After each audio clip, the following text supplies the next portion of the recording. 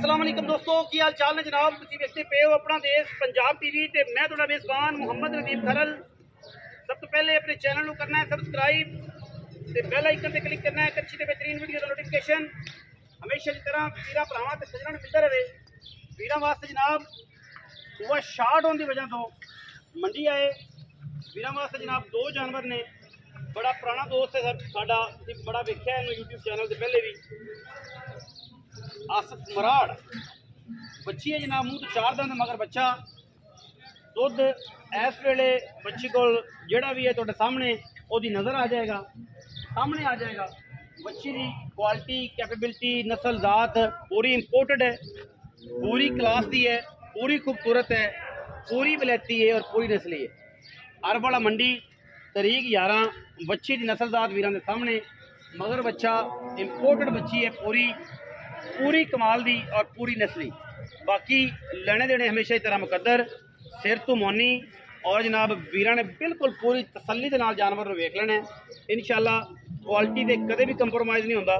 खाना की गारंटी 3 तो 4 दिन जनाब अच्छी सूई हुई है। दुध वीर समझते हैं कितना देगी, 25 किलो देगी, 20 देगी, 18 देगी या जिन्ना भी देगी वीर गाँव में समझते हैं, क्योंकि मैनू इन्होंने बारे बहुत घट इन्फॉर्मेशन है। बाकी ये पहले नंबर पर जनाब मगर दे बच्चा है, 3 तो 4 दिन की बच्ची सूई हुई है, मूँह तो 4 दंद है, तसल्ली करवा के देनी है। मैं जनाब एक नाल ना कोल जनाब जानवर नंबर 2 है। मैं जनाब क्रास है, बिल्कुल पूरी क्रास, बड़े खूबसूरत बड़े कद दे विच हन माशाल्लाह, पीढ़ियां दे पावर का खूबसूरत। मैं खून के दिन लेंदी है 10 8 5 मशक लावाना और थन बड़ा ही खूबसूरत डाढ़ा रुग का लगे हुआ है। हड्डियां खुड्डा पुट्ठा ते नस्ल जात वीरां दे सामने है माशाल्लाह। दिन तकरीबन मझ जड़ी है वो ये 10 दिन कट जाएगी, 7 दिन कट जाएगी, 8 दिन कट जाएगी, मुश्किल है। पूरी बड़ा बड़ा कद है, सिट्टा पुछल दा चिट्टा और बाकी पूरी बलैती। मैं दी नस्ल जात जी है वो क्रास दे विच है। जिहड़ा वीर समझदा है उन्होंने दसन की लोड़ कोई नहीं, तो जेडे पुछण उन्होंने भी दसना है कि जनाब मझ क्रास है, नीली रावी का बेहतरीन कॉम्बीनेशन है, पूरी मझ ते गिट गिट पशम। तो जेडे नवे बेली ने उन्होंने ये कहना कि मझ नीली दी है और सारी गलबात। बाकी मैं किसी किस्म का कोई ऐब छट्टा फुआरा गंढ मरोड़ी खान का वाधा घाटा की गारंटी हर किस्म की। जेड़ा वीर भी जनाब लवे बयाना कर लवे, सूई लै जाए, कोई एतराज़ नहीं।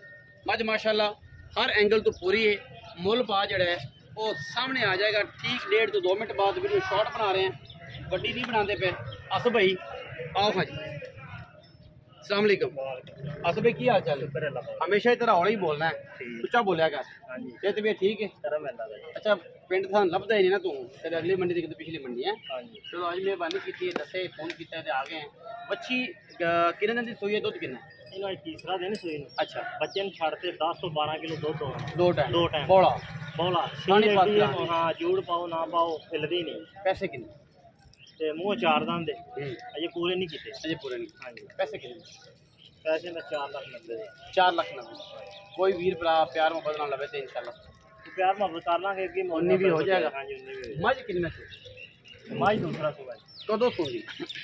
19 तरीक दिन पूरे होने जी, 19 तरीक दिन हो 19 तरीक 7-8 दिन अजे तक कर दिए। छट्टे फारे गंढ मरोड़ी दी वो हर तरह की अपनी गारंटी, हर तरह की गारंटी को मतलब बयाना कर लो 20-40 हज़ार रुपया तो तुम मझ रोक लांगे। सूई को ले जाए, कोई इतराज नहीं। पास करके पैसे प्यार वाले करने ने, बड़े दिनों बाद अगे आया कैमरे से, मेहरबानी।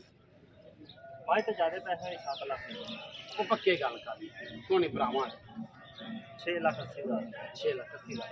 कोई वीर बुए उन्हें भी लाड़ प्यार बस थोड़ा बहुत हो जाएगा। 6 लाख 80 हज़ार रुपया बच्चा लाड़ प्यार बिच है और लाल जा बच्चा। बाकी ओ बच्चा जी कैमरे मैन साहब दिखा दो, तसल्ली करवा दो बच्ची और इंशाल्लाह